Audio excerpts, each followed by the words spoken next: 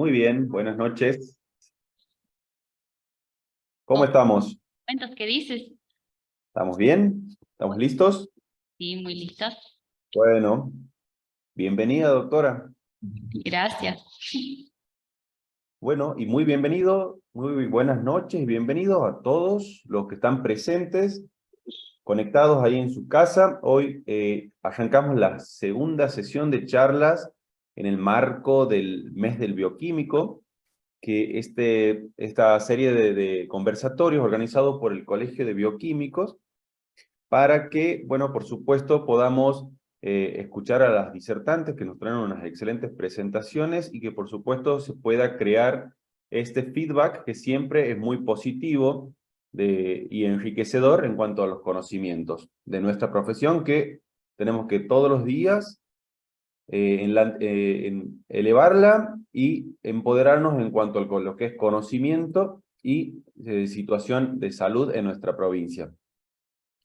Bueno, en este segundo día vamos a darle la bienvenida a estas colegas que son residentes del primer año de la residencia en bioquímica clínica en el Hospital San Bernardo y nos vienen a presentar dos casos clínicos de pacientes que concurrieron al hospital. En primer lugar va a ir la bioquímica Florencia Meriles, la cual está acompañada por su compañera Paula Castro Vidal, y nos acompaña también la jefa de residente, nuestra querida Marilé Valdés, a la cual le agradecemos muchísimo su presencia y participación. Muchísimas gracias por estar, Flor. No, muchas gracias por invitarnos.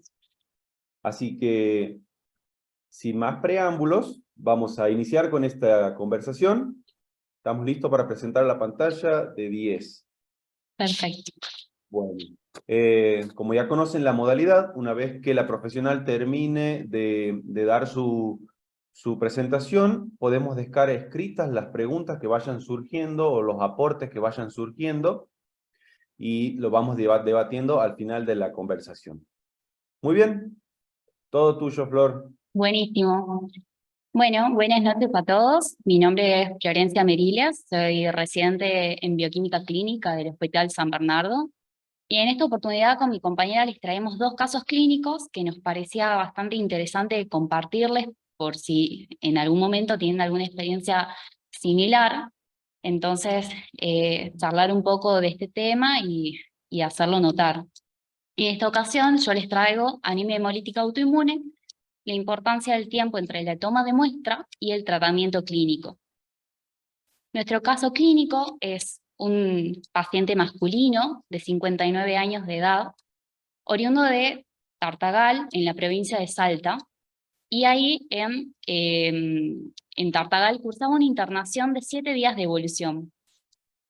El señor presentaba un síndrome histérico, astenia, debilidad en miembros inferiores, y como antecedentes personales niega enfermedad de base, pero data de que es fumador hace 43 años. Al examen físico tiene una presión normal, está febril, buena mecánica respiratoria, una frecuencia cardíaca normal.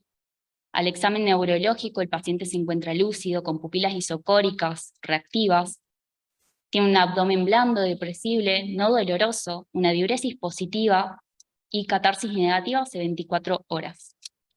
Pero al examen de mucosas presenta esclera y mucosas levemente ictéricas, pero sin edema. El paciente ingresa a nuestro nosocomio con una transfusión en marcha de 2 unidades de glóbulos rojos, y al ingreso el médico constata de que el laboratorio de origen le informa una reacción de Coombs directa positiva. Por lo tanto, el médico tratante asume el cuadro como una anemia hemolítica autoinmune.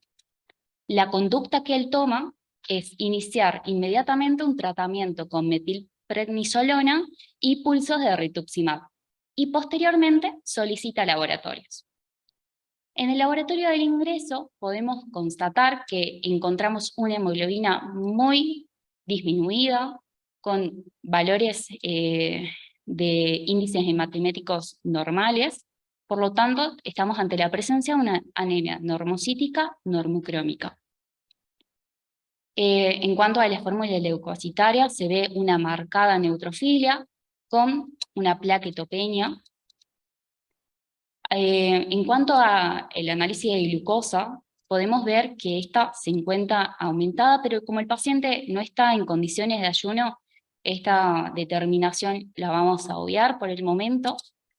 Por lo tanto, vamos al sodio, el cual el paciente se encuentra con una hiponatremia, pero podemos notar que nuestro paciente presenta una LDH muy aumentada por encima del valor de referencia, una bilirrubina total también aumentada a expensas de la indirecta. Por lo tanto, estos dos parámetros nos hablan a nosotros de que estamos frente a un componente hemolítico. Volvemos a realizar el test de Coombs, el cual, esta es una imagen propia de nosotros, del paciente, el cual nos da positivo. Por lo tanto, estamos ante la presencia de una anemia hemolítica y hay que investigar la causa de la misma. Entonces, para un poco saber qué es una anemia hemolítica, tener en cuenta que son aquellas que se producen por una destrucción de los glóbulos rojos, manifestándose en una disminución de la vida media de los mismos. Recordemos que la vida media de un glóbulo rojo son 120 días, y en el caso de que la destrucción de los glóbulos rojos sea superior a la velocidad de la regeneración de los mismos, es cuando se presenta el cuadro anémico. Las manifestaciones clínicas del mismo se dan con un síndrome hemolítico. El síndrome hemolítico está caracterizado por el síndrome anémico, que son las características, los característicos síndromes de astenia, debilidad, fatiga, ictericia y esplenomegalia. Y por un componente hemolítico, que es lo que nosotras constatamos en el laboratorio. Una bilirrubina aumentada a expensas de la indirecta, una LDH aumentada, pero también se puede medir aptoglobina, que recordemos que es una proteína que tiene la capacidad de unir hemoglobina libre, que cuando la hemoglobina libre es tan elevada como en los casos de anemias hemolíticas, la aptoglobina se une, esta disminuye, y por lo tanto ya no hay proteína disponible para poder unir más a hemoglobina libre, por lo tanto podemos constatar una hemoglobinuria. Dentro de las clasificaciones de las anemias hemolíticas, las podemos clasificar con respecto a su mecanismo. Pueden ser corpusculares o extracorpusculares, o sea que involucran al glóbulo rojo, ya sea al glóbulo rojo en sí mismo o a causas extra del glóbulo rojo. Los podemos clasificar según la hemólisis, si es extravascular o intravascular, y la podemos clasificar también según su duración, si es aguda o crónica. Nos vamos a enfocar más en la clasificación por el mecanismo. En cuanto al mecanismo, como había dicho, las corpusculares están involucradas por los trastornos de la hemoglobina, membranopatías, como es el caso de la eliptocitosis o la esferocitosis, y también las enzimopatías, como es en el caso de una deficiencia de la piruvato quinasa o de la glucosa 6-fosfato deshidrogenasa. Y las causas extracorpusculares son de tipo inmune o no inmune, y en este caso nos vamos a referir a estas. En cuanto a las anemias hemolíticas de tipo inmune, la destrucción de los glóbulos rojos se da por la formación de anticuerpos que están dirigidos contra algún tipo de molécula antígeno de la membrana del eritrocito. En las causas no inmunes, mayoritariamente ocurre en el sistema fagocítico mononuclear, y estas involucran diferentes causas, como pueden ser mecánicas, tóxicas o infecciosas. Las que nos compete el día de hoy son las causas de anemias hemolíticas inmunes, las cuales se pueden dar por posttransfusional, con una incompatibilidad dador-receptor, también por causas inmunomedicamentosas, enfermedad hemolítica del recién nacido, y en este caso, anemia hemolítica autoinmune. ¿Cómo detectamos la anemia hemolítica autoinmune o una anemia hemolítica? Con una prueba de Coombs directa. Se usa para determinar la presencia de anticuerpos o de complementos C3 y anticuerpos IgG que están presentes en la membrana eritrocitaria. Entonces, nosotros al poner en contacto la sangre de este paciente con el suero de Coombs, podemos evidenciar con una aglutinación la presencia de estos autoanticuerpos o del complemento que está pegado a los glóbulos rojos.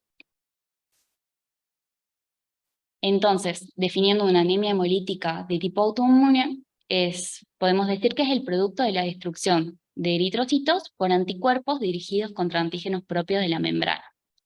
En sí es una enfermedad heterogénea porque varía mucho del tipo de inmunoglobulina que media la destrucción del glóbulo rojo, y es una enfermedad muy poco frecuente, ya que representa del total de las anemias el 5%. La etiología es muy variada, puede ser primaria, ya que puede ser idiopática, o sea, no presenta una enfermedad subyacente, o secundaria, donde en este sentido hay que evaluar exhaustivamente a nuestro paciente, recabando en historia clínica, hacer un correcto examen físico, evaluar una historia transfusional del mismo, ver si estuvo expuesto a drogas, a fármacos, evaluar si tiene algún signo de enfermedad autoinmune y también recabar la historia de sus vacunaciones previas. En cuanto a la prevalencia, se da cada 17 cada 100.000 habitantes, la incidencia es 0,8 cada 100.000 de forma anual, y como siempre las patologías autoinmunes están más relacionadas al sexo femenino en un 60% en este caso. Clasificando las anemias hemolíticas autoinmunes según el anticuerpo involucrado, es muy importante hacer la diferenciación, ya que tenemos de tipos anticuerpos calientes, llamados así porque su actividad hemolítica sucede a 37 grados centígrados. Comprende el 80% de las anemias hemolíticas autoinmunes. El perfil de la prueba de Coombs directa es IgG positivo, y la especificidad es dirigida contra la molécula RH. Los anticuerpos fríos, también llamados crioglutininas, comprenden entre el 10 al 20% de todas las anemias autoinmunes. El perfil de Coombs es dirigido contra el C3 positivo. Y se llaman crioglutininas porque tienen la capacidad de fijarse a los glóbulos rojos a temperaturas menores de 20 grados. Y tienen una especificidad del antígeno I chiquita y mayúscula. Por último, tenemos los anticuerpos bifásicos que producen hemoglobinuria paroxística a frigor. En este sentido son las menos frecuentes, suceden en el 2% de las anemias hemolíticas autoinmunes. El perfil de la prueba de Coombs directa es S3 positivo y la especificidad es antígeno P. Según la etiología, esto también es muy relevante, ya que en nuestro caso, nosotros tuvimos que orientarnos en nuestro paciente según la etiología, ya que cuando veamos el algoritmo diagnóstico no contábamos con sueros monoespecíficos para hacer esta clasificación. Según los anticuerpos calientes, las causas primarias se dan en el 50% de los casos, o sea que no se conoce o no se sabe cuál es la etiología que produce la hemólisis. Y en el 50% restante se da por causas de síndromes linfoproliferativos, leucemias linfocíticas crónicas y también patologías de tipo autoinmune como lo son el lupus eritematoso sistémico o el síndrome de Sjögren. También puede estar relacionado a drogas. Y después la etiología de las crioglutininas o anticuerpos fríos. Las causas primarias, la verdad que hay muy pocos casos asociados, pero se dan más las causas secundarias y es muy frecuente que esté relacionado con infecciones, como puede ser, lo más frecuente es Mycoplasma pneumoniae, pero también se puede dar en sífilis, HIV, virus hepatitis C, rubiola, varicela, citomegalovirus, Epstein-Barr, y lo menos frecuente es que se dé en síndromes linfoproliferativos. Por último, los anticuerpos bifásicos o hemoglobinuria paroxística frigor se da más frecuentemente en niños y es por infecciones. En el algoritmo diagnóstico, una vez que tenemos la sospecha por este aumento del LDH y este aumento de la bilirrubina indirecta, más la anemia, y están los criterios que evidencian hemólisis, realizamos una prueba de CUMS directa, la cual si nos da positivo, lo correcto sería abordar a este paciente realizando pruebas para ver a qué tipo de anticuerpos está dirigida esta hemólisis, ¿no?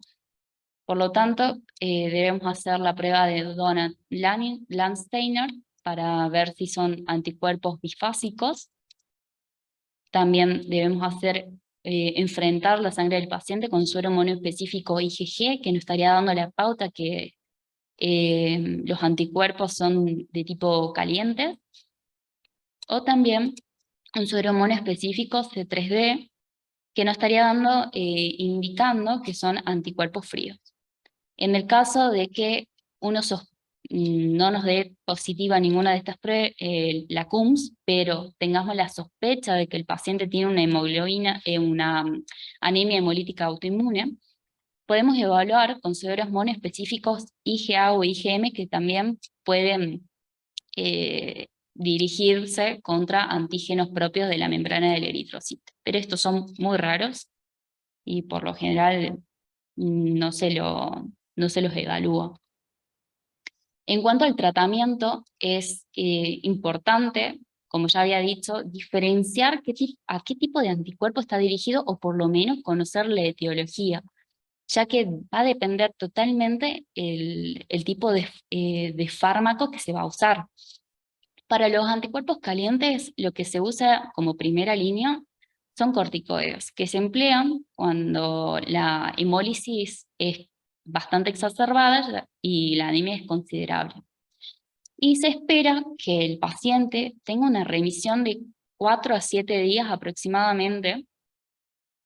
Y en el caso de que el paciente no tenga una remisión, se evalúa una segunda línea en la cual las guías nombran la esplenectomía, pero se está desaconsejando el uso, sino que se fomenta más el tratamiento farmacológico. En este caso, se usaría anticuerpos monoclonales anti-CD20, que son anticuerpos dirigidos contra la molécula CD20 que le expresan todos los linfocitos B, por lo tanto, mediarían la destrucción de los mismos y la disminución de inmunoglobulinas que generan esta hemólisis.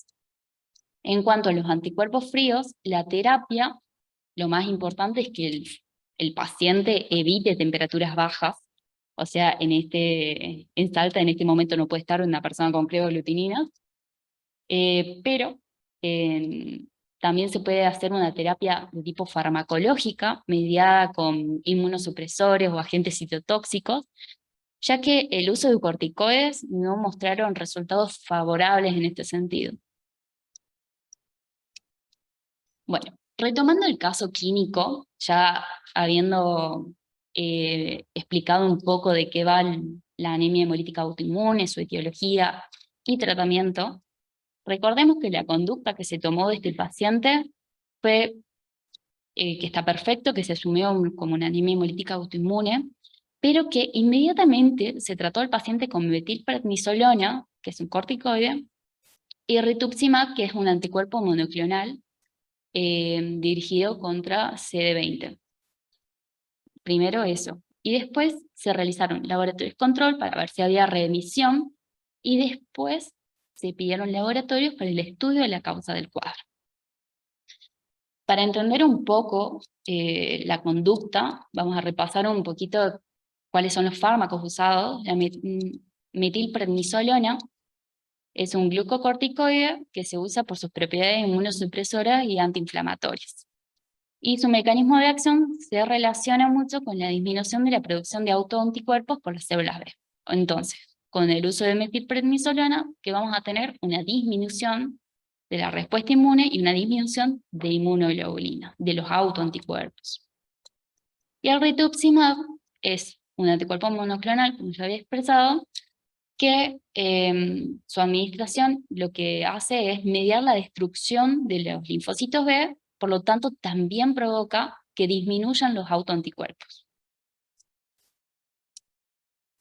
En los laboratorios subsiguientes para evaluar la remisión y la etiología de la causa de la anemia hemolítica autoinmune del paciente, podemos ver que la hemoglobina empeoró, venía con una hemoglobina del inicio de 7,1 y bajó a 6. Los valores hematométricos se mantuvieron normales.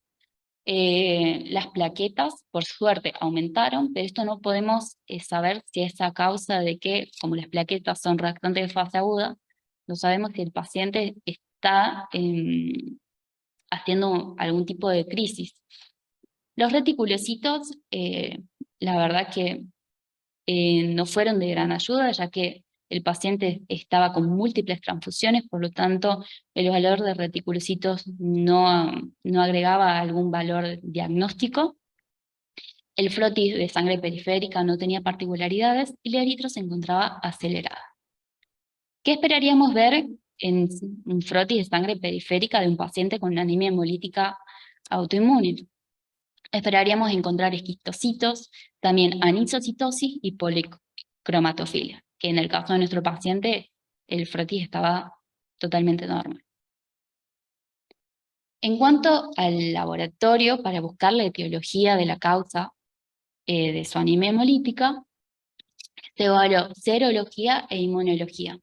En cuanto a la serología, se investigó si el paciente tenía HIV, virus hepatitis B, virus hepatitis C y sífilis. En el caso de la BDRL resultó en 1,16 Hz y cuando se le hizo la prueba confirmatoria dio positivo para sífilis. Un dato muy importante porque, como había nombrado, las causas infecciosas son muy frecuentes en los anticuerpos fríos. Pero cuando vamos a ver la parte inmunológica que también se evaluó, vemos que se le realizó a Ana y Anka, los cuales resultaron negativos, complemento, el cual C4 estuvo consumido, pero cuando evaluamos un anti-LA, este da positivo. Y como había nombrado, los anticuerpos calientes están muy relacionados con patología de tipo autoinmune. Entonces, en este sentido, ¿qué podemos pensar de un paciente que ya se le administró una medicación para disminuir la cantidad de autoanticuerpos si queremos después evaluar un perfil inmunológico? Entonces, en este sentido, no podríamos saber si la etiología es a causa de anticuerpos fríos o anticuerpos calientes, ya que no contamos con los sueros monoespecíficos para evaluarlo, y por lo tanto la terapia no estaría siendo la correcta o la indicada, porque estamos viendo que nuestro paciente no está haciendo una remisión de su cuadro. Por lo tanto, en el diagnóstico, resumiendo un poco, vemos que nuestro paciente presenta una anemia que no tiene una remisión, las plaquetas se normalizaron, la LDH siguió aumentada, la bilirrubina indirecta también, el paciente presentaba sífilis, un C4 consumido y un anti-LA positivo. Por lo tanto, como conclusiones, en este paciente la prueba de Coombs directa es una llave diagnóstica muy importante para una anemia hemolítica autoinmune, pero la falta de una muestra representativa debido a un temprano abordaje no nos permitió llegar a una etiología concluyente. Por lo tanto, es fundamental establecer un diagnóstico diferencial de anticuerpos fríos y calientes para un correcto abordaje terapéutico. Y si no contamos con los sueros monoespecíficos, por lo menos entablar una conversación fluida con el médico tratante y decirle o expresarle que si nosotros tomamos una muestra temprana a tiempo antes de que inicie un tratamiento, porque también es importante establecer un tratamiento veloz por el tipo de severidad de la enfermedad, es comunicarle eso. Una muestra temprana nos permitiría llegar a una etiología que pueda hacer a un abordaje terapéutico correcto. Eso es todo, muchas gracias por su atención, y acá les dejo el mail de la residencia y el Instagram, por si están interesados en comunicarse con nosotras por cualquier cosa. Buenísimo. Muy bueno, Flor, muy interesante. Aquí vamos a ir conversando, a ver si los participantes tienen alguna duda o quieren compartir alguna experiencia con este caso. Pero bueno, quiero remarcar dos cosas muy importantes en cuanto al caso clínico que acabas de presentar. Primero que nada, muchas veces cuando nos presentamos ante un paciente, no tenemos ningún antecedente con una anemia, tenemos que entender primero que la anemia son síndromes anémicos, signos y síntomas que caracterizan a una patología que está escondida de base.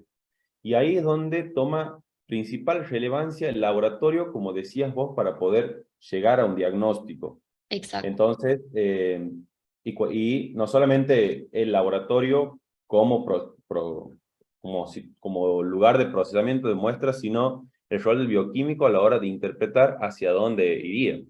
En el caso de que nosotros vemos parámetros alterados, LDH, bilis aumentada, mucosas ictéricas, nos van a acercar a sospechar que se trata de anemias y poder, desde la observación del bioquímico, muchas veces orientar al médico para dilucidar a tiempo algún tipo de proceso autoinmune. Que lo que me llama la atención de este paciente es que, bueno, por supuesto, la sorpresa creo que viene a raíz del diagnóstico de sífilis, Exacto. en donde nosotros sabemos que muchas de enfermedades infecciosas pueden desencadenar procesos de autoinmunidad en pacientes que por ahí tienen una predisposición genética. Y al igual que la prueba de BDRL también la podemos encontrar positiva en procesos de autoinmunidad. Entonces es muy acertado, sin duda, no arrojar ningún resultado concreto hasta que no hace una confirmación como en las pruebas treponémicas. Saber Así que interpretar que la prueba de BDRL no es específica, sino que, bueno, es anticuerpos reagínicos en general. totalmente. Y bueno, por supuesto, el camino que va a seguir este paciente, primero desde el cuidado médico, hay que sacarlo de la crisis hemolítica con los tratamientos que se le aplicó. Y Claro. segundo, ver a qué camino va a tomar, porque a medida que vayan apareciendo los marcadores de autoinmunidad, se le podrá ir también dando un nombre o ver qué otro tipo de órganos pueden verse afectados en este proceso. Exactamente. Así que, bueno, a ver si, ¿Se hay preguntas? aparte del agradecimiento y los buenos deseos de excelencia por la charla, si hay alguna pregunta. Por suerte ninguna. Bueno, me ha parecido Los dejo con muy mi compañera, interesante. entonces. ¿Qué? Los dejo con mi compañera, entonces. Por supuesto. Muchas gracias. Muchísimas gracias, Flor, por tu intervención. Bueno, ahora vamos a ver el segundo caso clínico que presentan desde la residencia de bioquímica del Hospital San Bernardo, a cargo de la bioquímica Paula Castro. ¿Cómo Buenas estás, noches. Paula? Buenas ¿Todo bien? noches. ¿Todo bien? Sí, todo bien.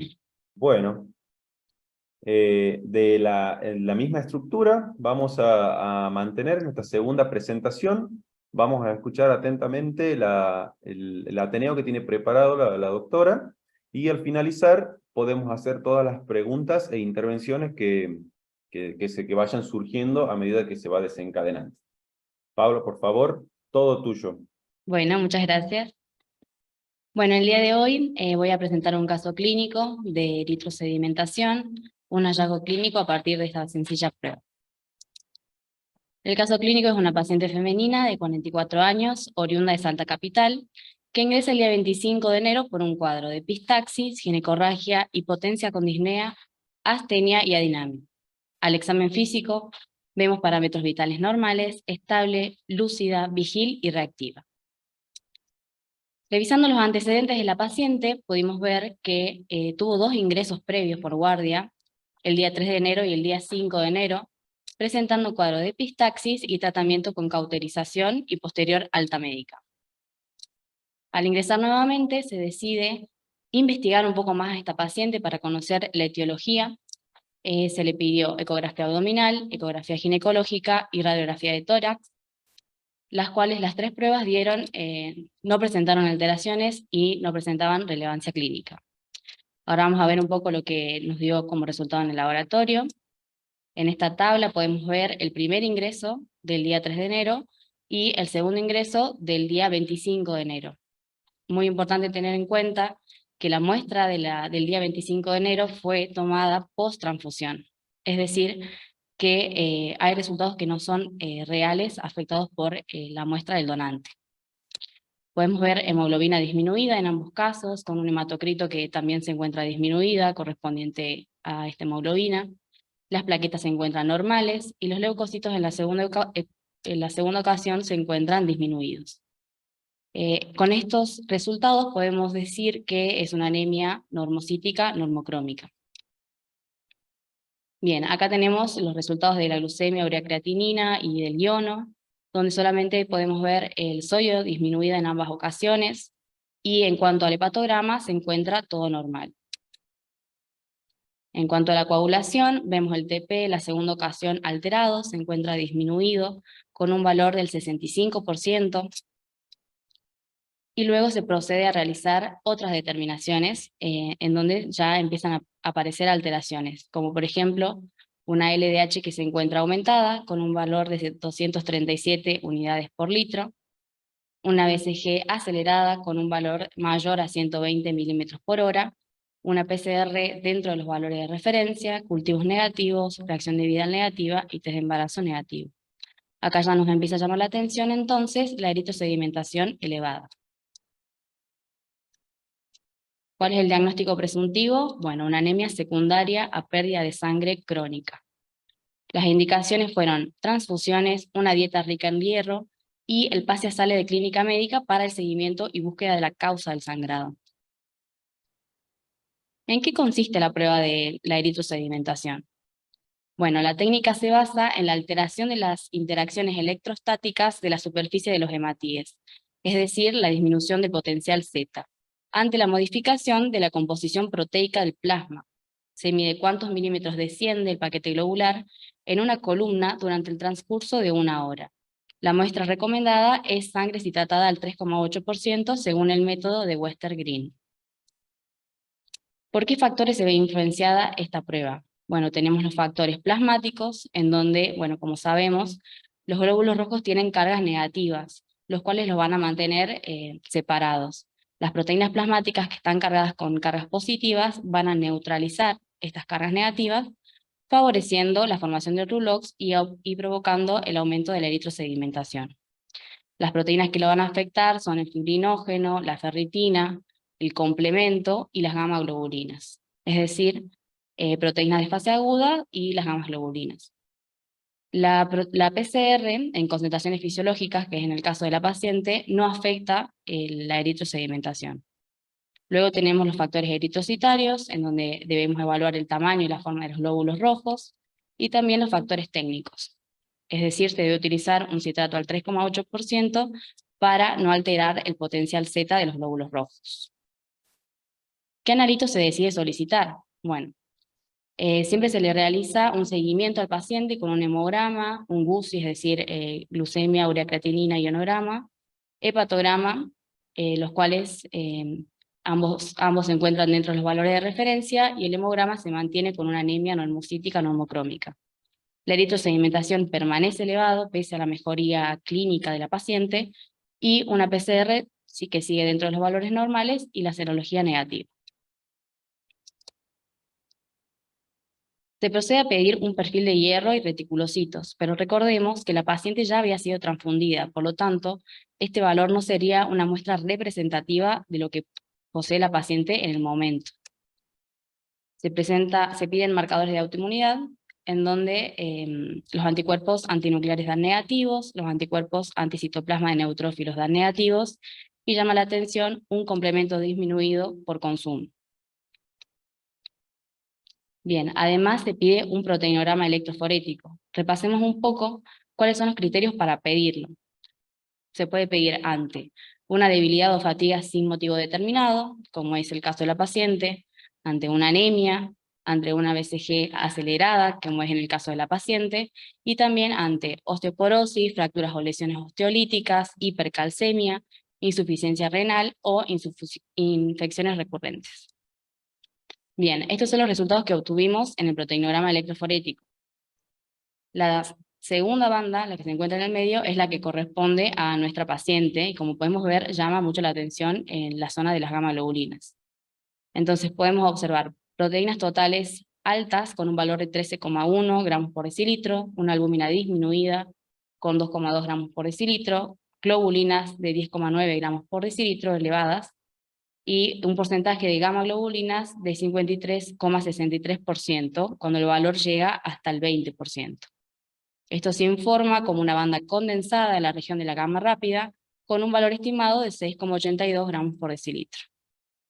Esta imagen es lo que nosotros vemos en el proteinograma electroforético, y de allí se estima el valor del pico que se encuentra en la región de la gamma rápida, incluso tapando lo que sería la beta 2, por eso es que en la tabla anterior no pusimos este valor. No se podía diferenciar. Al ver este pico decidimos cuantificar las inmunoglobulinas por separado, y ahí vemos una inmunoglobulina G de 9.333 miligramos por decilitro, 8 veces por encima de lo que es el valor de referencia. Entonces, ¿cómo debemos seguir el estudio de esta paciente? Bueno, para eso vamos a hablar un poco de lo que es una gamapatía monoclonal, lo cual constituyen un grupo de patologías caracterizadas por la proliferación benigna o maligna de un clon de células plasmáticas que producen una proteína homogénea denominada componente monoclonal. Estas poseen una clasificación, se pueden clasificar como no malignas, como una gamapatía monoclonal de significado incierto, o por desórdenes asociados con proteínas monoclonales, enfermedades dermatológicas, inmunosupresión, enfermedades hepáticas o autoinmunes, o pueden ser ya clasificadas como malignas, como un mieloma múltiple, que puede ser AIGG, con mayor frecuencia, IgA, IgD, IgE, IgM, cadenas livianas, un plasmocitoma, enfermedades a cadenas pesadas, enfermedades linfoproliferativas, como la macroglobulinemia de Waldenström, linfomas, amiloidosis primaria. ¿Cuál es la prevalencia de la gamapatía monoclonal?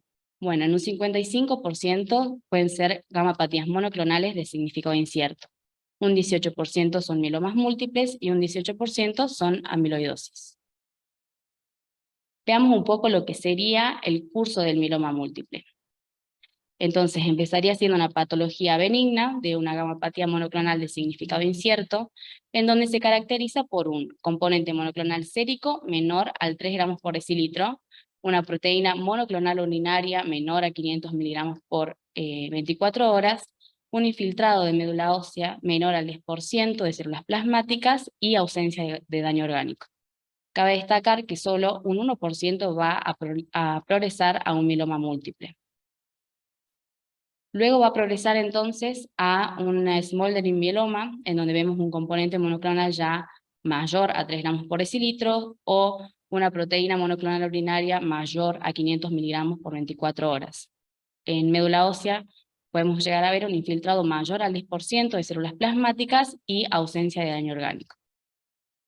En el mieloma múltiple ya empezamos a ver daño orgánico atribuible a la proliferación clonal o CRAB, los criterios CRAB.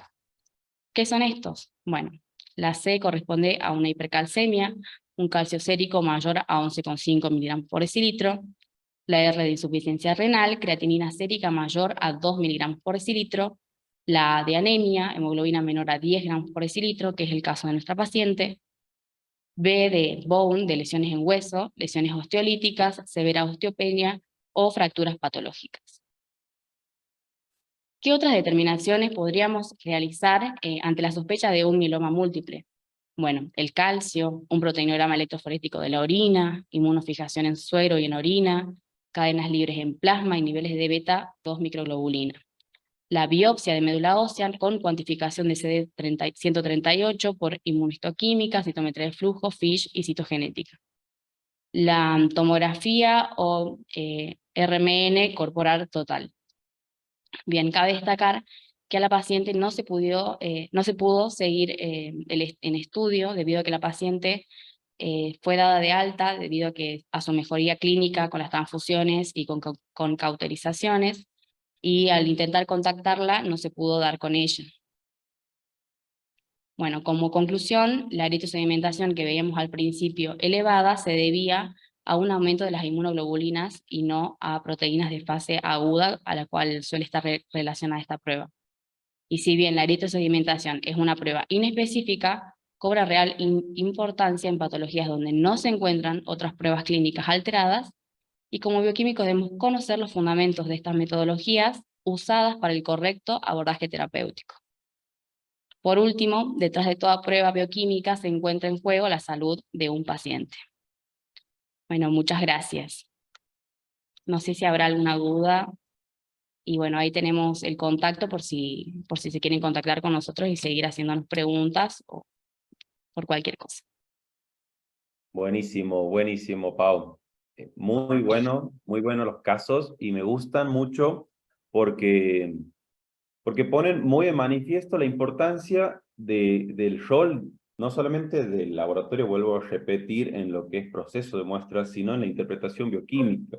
Y algo muy importante que has dicho al final es justamente eso. El conocer el fundamento de las pruebas nos permite muchas veces poder pensar un poco más allá de lo que vemos y poder acercarnos o inferir un diagnóstico, o al menos empezar a un indicio de por dónde empezar a buscar. Claro, Muchas veces totalmente. Además, lo, importante mostrar que no todos los casos clínicos son de libro, que en la vida real nosotros somos muy importantes para orientar al diagnóstico, a qué pruebas pedir. Entonces hay que tener un contacto con el médico, con el paciente, para poder entre todos armar el diagnóstico.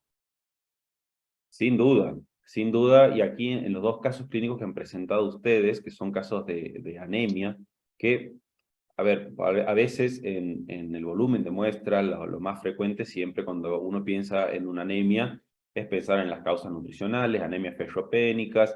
Este no era el caso porque son dos anemias normocíticas, en donde al ver los componentes hematimétricos nos podemos dar cuenta que no hay una carencia de la materia prima, sino que existe otra causa subyacente. Y por supuesto que pensarlas y encararlas van caminos opuestos en este caso. Si bien las dos Totalmente. tenían un componente inmunológico, Sí, son dos tipos de anemia muy diferentes. Y bueno, vuelvo a recalcar, conocer los fundamentos de todos los métodos que hacemos y el para qué nos permite pensar un poco más allá de lo que vemos. Así que bueno, así es. muy interesante el caso, muy buena calidad de presentación. Muchas Y gracias. eso habla de la calidad de los residentes que se estaban formando en el Hospital San Bernardo, así que muchas felicidades a usted y a su jefa de residente. Ahora Gracias. vamos a ver, Acá está. a ver si alguno de los colegas quiere hacer algún aporte. A ver. Bueno, aquí Sí. la doctora Garcés nos dice, por supuesto, que hay que respetar los tiempos de procesamiento de las muestras por una cuestión Sí, la toma de muestra lógica. es fundamental, tanto en lo que di yo como lo que dio mi compañera. Es importantísimo la toma de muestra para que realmente cobre importancia y sea representativo del paciente. Sin duda, y la Serinograma importancia. urinario en lugar del plasmático. Porque puede ser que encontremos, no en plasma, sino aumentado en orina, el componente monoclonal. Por eso se debería también estudiar la orina. Además de, bueno, veríamos la afectación renal, veríamos la proteinuria de Bence-Jones. Perfecto.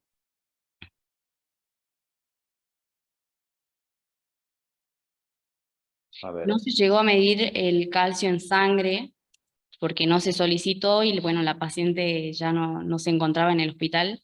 Sí lo consideramos, pero bueno, no se llegó a hacer lamentablemente.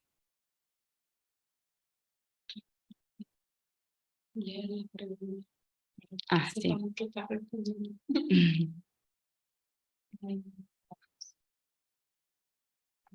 A ver. Bueno, aquí va varios Sí. aportes de lo que es la etapa preanalítica, sin duda, que interfiere muchísimo en el resultado que vamos a obtener, los tiempos que se esperan, los tiempos de procesamiento de muestra y usar las diluciones correctas de anticoagulante van a inferir totalmente para tener un resultado real y no que alguna interferencia preanalítica nos pueda orientar hacia un diagnóstico incorrecto. Sí. Acá dice las cadenas livianas lo hacen. En el hospital no, pero se pueden llegar a derivar.